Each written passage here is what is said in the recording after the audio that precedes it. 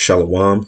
First and foremost, I want to start this video by giving our praises, honor, and glory to Yahweh, Bahashem, Yahweh Shai, Bahashem, Racha, Kodash, double honor to the apostles and the elders of Great Millstone, and also want to give Shalom first and foremost to the 144,000, as well as the rest of the elect of the nation of Israel. This is Aratazah from the Great Millstone GMS Atlanta camp, all right, with another video. And this video is going to be centered around Genesis chapter 3 and verse 15. All right, what does this verse mean and what is it talking about? All right, which we know Genesis, the third chapter, essentially goes into, basically this event that happened in the garden, all right, the Garden of Eden, between the serpent, Eve, and, our forefather Adam. This event would go on to basically change history. The fact that we are where we are today is based upon this event, all right, in which was all, prophecy. It was basically meant to happen anyway. But I'm not gonna go through the whole chapter. Obviously, I just want to just hit this particular verse. All right, what does it mean, and what is it talking about? All right, so the verse reads, all right, Genesis 3 and 15. It says, and I will put enmity between thee and the woman. It says, in between thy seed and her seed, it shall bruise thy head, and thou shalt bruise his heel. All right. So just focusing on that verse, what does that mean? All right. Well, first and foremost, this is a prophet actually that's speaking to quote unquote serpent. And then he's later going to, speak to the woman, and then later he's going to speak to Adam. So, you had prophets back then who the Lord would, basically speak to, just like how he speaks through the prophets in modern times.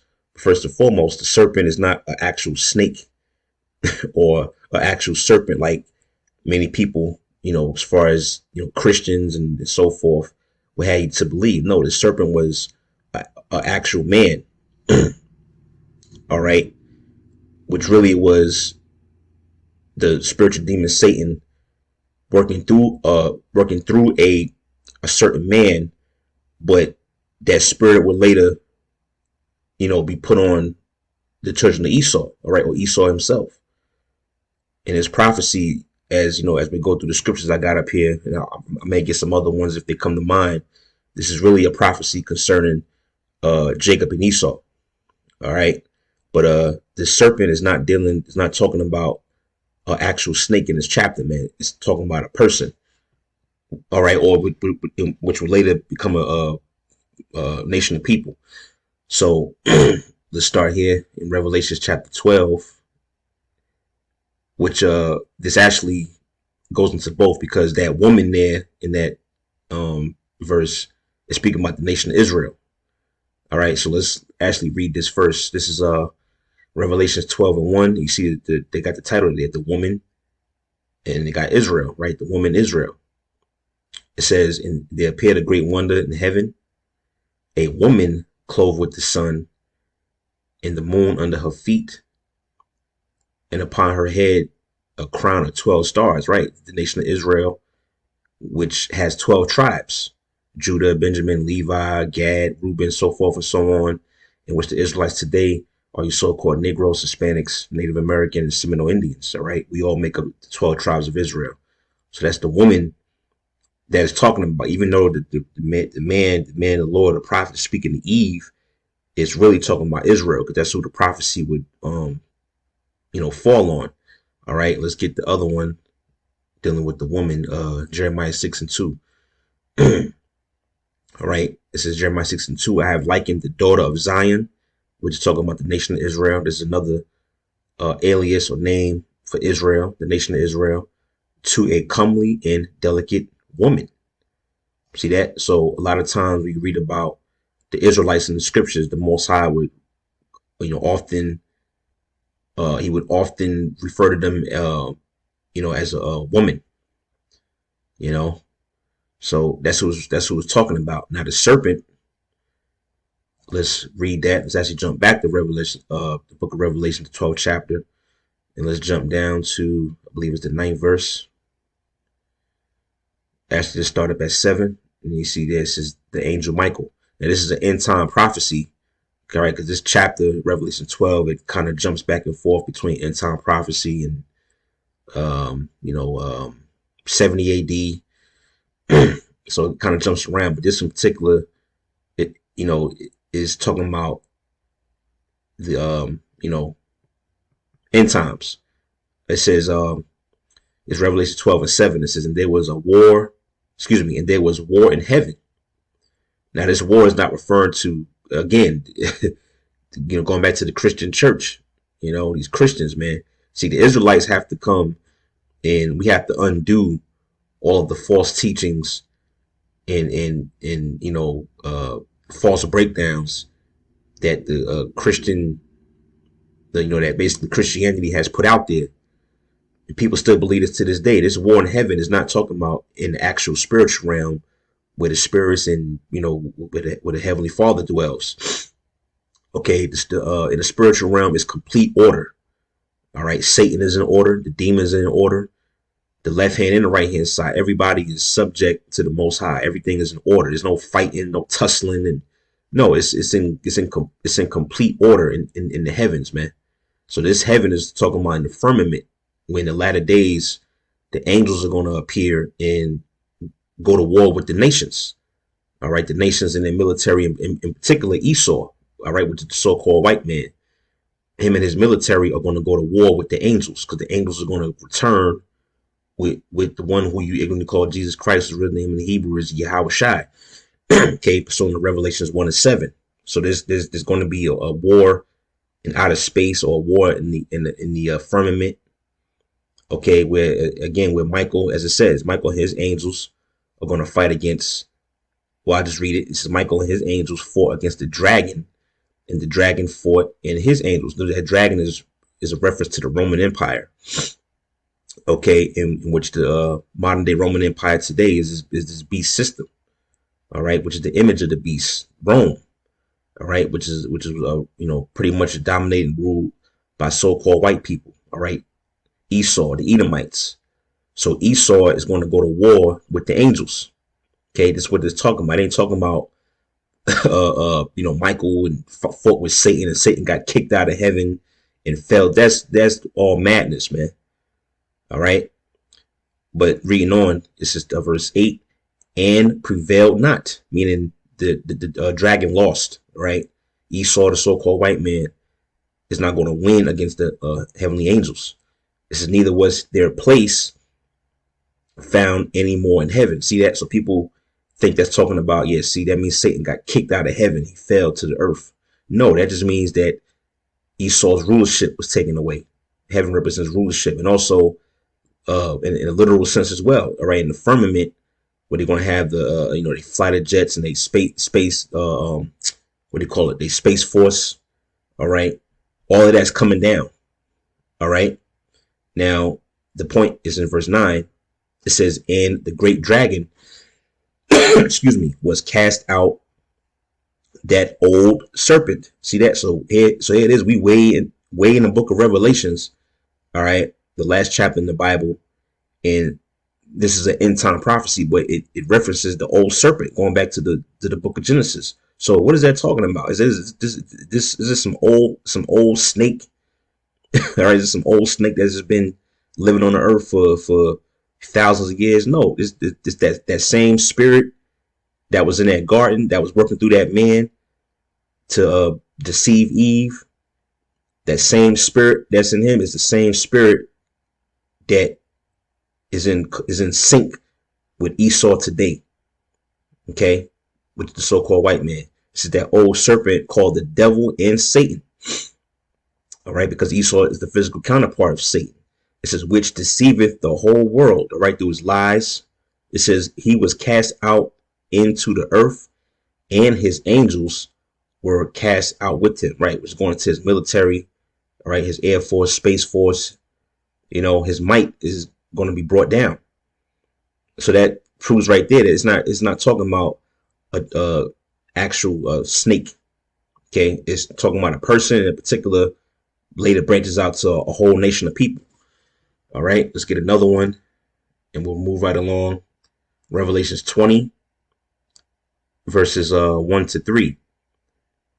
It says, "And I saw an angel come down from heaven, having the key of the bottomless pit and a great chain in his hand."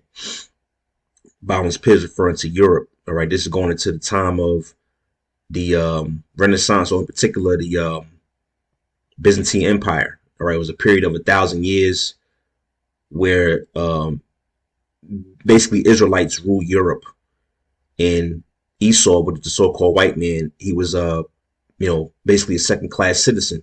Well, essentially, we basically had him in a certain level of a certain level of captivity. All right, he was bound. All right, chain represents captivity. It says, verse 2, it says, and he laid hold on the dragon, right? See, here I go again, on the dragon, that old serpent, which is the devil and Satan, that we just read in Revelations 12, and bound him 1,000 years, right? The 1,000-year period is referring to the Byzantine Empire, when Jake, all right, or the Israelites were ruling the earth, or as far as Europe, and basically Esau was bound for that time. But then after that 1,000 years was up, as it's going to tell you, that's when he came back. Okay, he came back into power. Verse 3, it cast him into the bottomless pit, which again is Europe, and shut him up, and set a seal upon him, that he should deceive the nations no more. Right. So for that 1,000-year period, Esau didn't have the power or liberty to basically be the devil. All right. It says till the 1,000 years should be fulfilled, and after that he must be loosed a little season, which that came during the time of the Renaissance period. All right, which is where Renaissance means the rebirth. So that was the rebirth of Esau coming back into power. All right, but the point is, it ain't talking about no goddamn snake. All right, it's talking about a man and particular people. So let's move right along. Going back to Genesis 3. All right, so I read again, Genesis 3:15. It says, "And I will put enmity between thee and the woman, and between thy seed and her seed." So this the seed, quote unquote, the serpent, and the seed, quote unquote, the woman, basically have friction. They will always have friction. They'll always be at war. They always have hatred for each other. And that's again referring to the nation of Israel and the children of Esau, the Edomites, which is basically Jake and these so-called white people. All right, and this links back to Genesis 25, dealing with, again, Jacob and Esau. All right, this is Genesis 25, and I'll get to the point here. Yeah, Genesis 25:23, and the Lord said unto her, two nations are in thy womb. No, matter of fact, no. Let's start at let's start out. Let's go to verse 21. Right, Genesis 25:21. It says, Isaac entreated the Lord for his wife, because she was barren, and the Lord was entreated of him, and Rebekah his wife conceived, and the children struggled together within her, and she said, if it be so, why am I thus? And she went to inquire the Lord, meaning that she went to ask a prophet to basically give her the breakdown, right, of what is happening. But you see, there says the children struggle together within her. That goes back to this right here, right? How where the Lord said they will have friction against one another. All right, and then it goes on to 23. It says, and the Lord said unto her, two nations are in thy womb, and two manner of people shall be separated from thy bowels, meaning two different people, and the one people shall be stronger than the other people, and the elder shall serve the younger, right? Because Jacob is stronger than Esau, he's more superior, and in the end, Esau is going to serve us, man, Jacob. All right, and it says, in the days to be delivered were fulfilled. Behold, there were twins in her womb, And the first came out red all over like a hairy garment, and they called his name Esau. And after that came his brother out, and his hand took hold of Esau's heel, and his name was called Jacob, and Isaac was 70 years old when she bare them. Right, and the reason why that's symbolic of Jacob holding Esau's heel, because that represents Jacob taking Esau out of power. All right, which references, or you can link that with Second Ezra 6, 8, and 9. But this particular part about the heel is different from what it states here about the head and the heel. All right, we'll get into that. So that's what it's referring to. All right, Israel, which is the woman in this case, the nation of Israel, and the seed of the serpent is dealing with these Edomites, man. All right, so that's what that's talking about, and then it goes on to say, oh, matter of fact, let me get these scriptures right here. I think I got Ezekiel 35.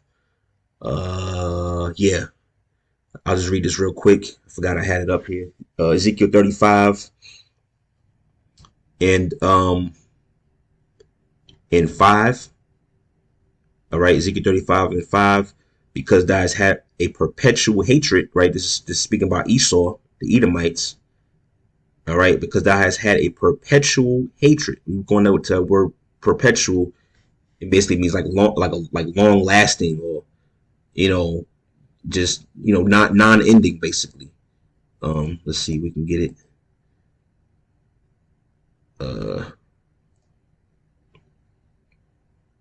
Yeah, there you go.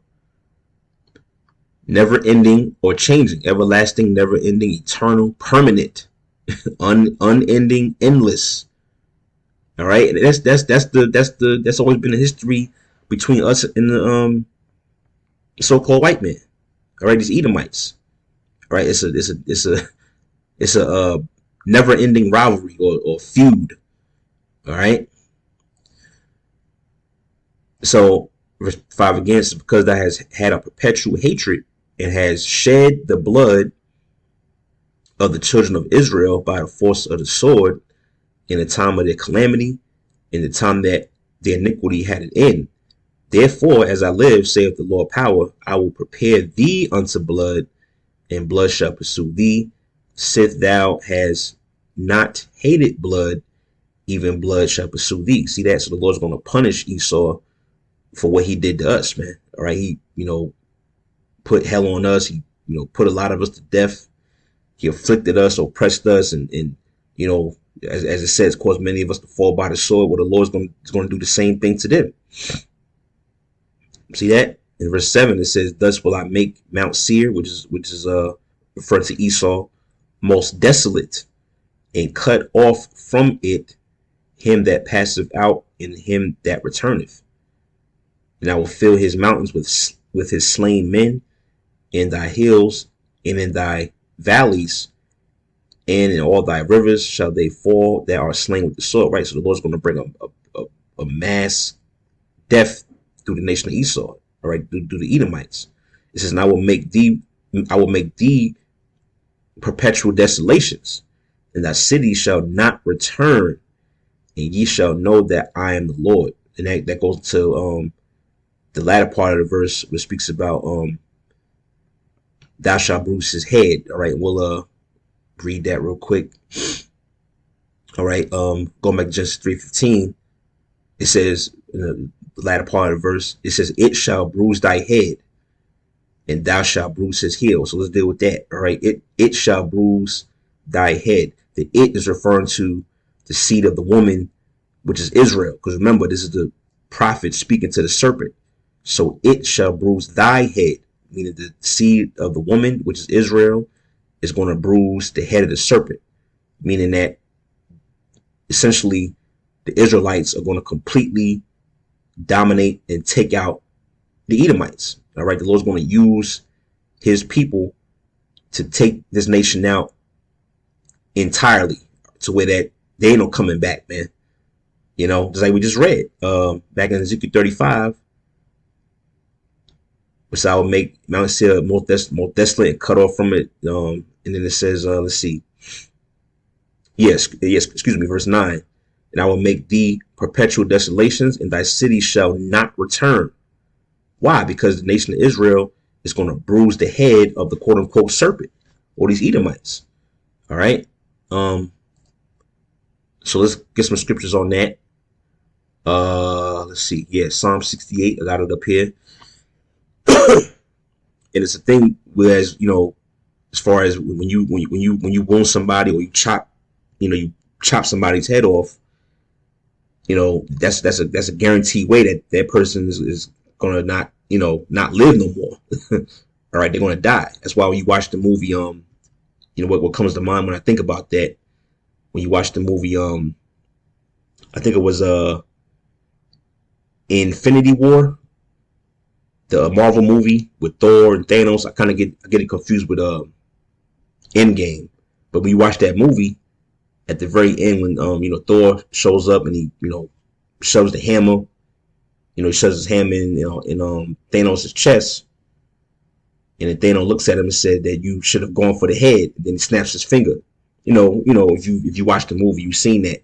And why is that? Because he knows that if you go for somebody's head, that's 100%, kill shot basically. All right. So this is Psalms 68 and 21. It says, "But the Most High shall wound the head of his enemies, and the hairy scalp of such an one as goeth on still in his trespasses." See that? So the Lord's going to wound the head of his enemies. Okay, when you wound somebody's head, that means you taking them out completely, the way they're not going to be able to, come back. All right, it's Habakkuk 3 and 13.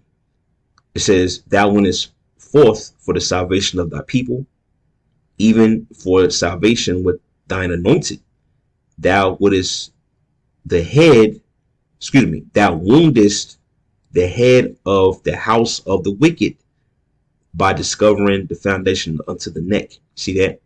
So it always mentions, going for the head when it speaks about judgment coming to the wicked. Why? Because the Lord is going to uproot the wicked from the roots, and there's no coming back for them, man.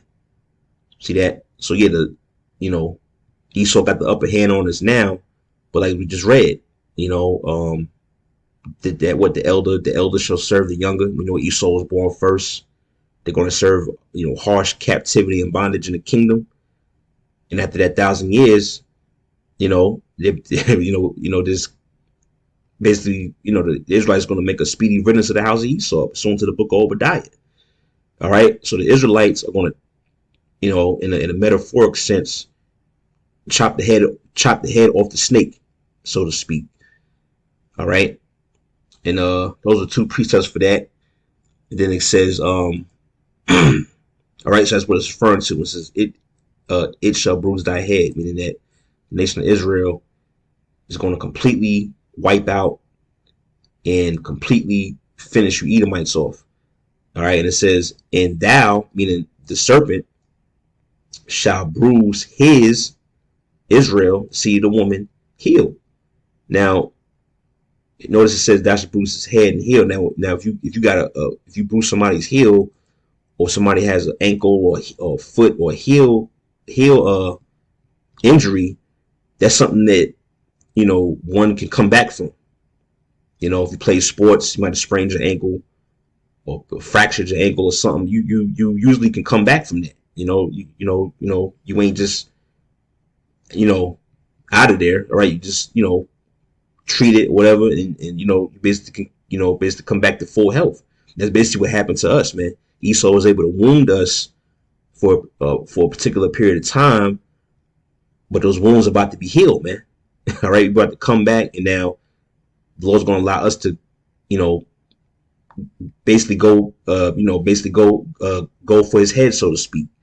So he bruised us, or he bruised our heel, by oppressing us, afflicting us, putting us in captivity. But that was only for a certain period of time.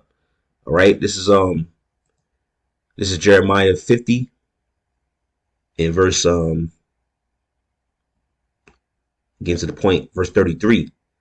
It says, thus saith the Lord Yahweh, Bashem Yahushua of hosts, the children of Israel and the children of Judah.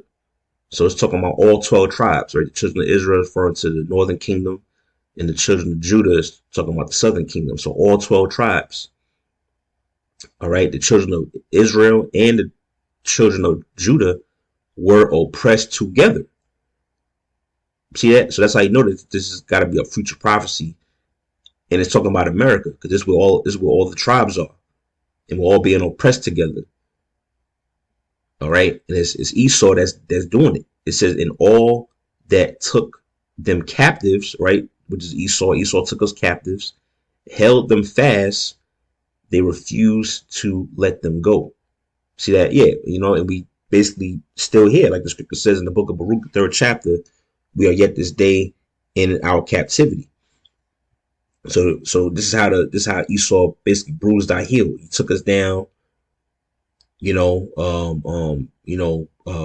As we just read in Revelation 20, he was loose for that little season during the Renaissance period. He's able to get back, and due to the curses, the Lord allowed him to, basically put us, back in captivity. And again, he bruised us for a time. All right, we basically been walking around with a hurt ankle all this time, but then the Lord's going to allow us to come back to full health. And again, the Lord's going to use us as a weapon to put hell back on him, as we read in the prior scriptures, and eventually do away with them forever, man. To where they never gonna come back into power. All right. So yeah, that was pretty much it, man. I can get other scriptures that go into that, but that's pretty much the point. All right. So essentially, it's dealing with the serpent and the woman, which is basically, later would become the Edomites in the nation of Israel, and basically, through history, all right, the Lord would allow them to quote unquote bruise our heel for a period of time, but then we would come back and bruise his head, man. See?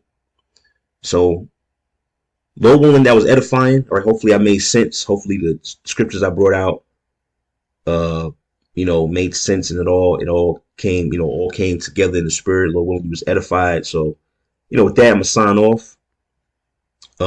Giving all praises to Yahweh, Ba'ashem Yahushai, Bahashem Rachak Wadash, and Lord willingly, to the next lesson, I'm gonna say Shalom.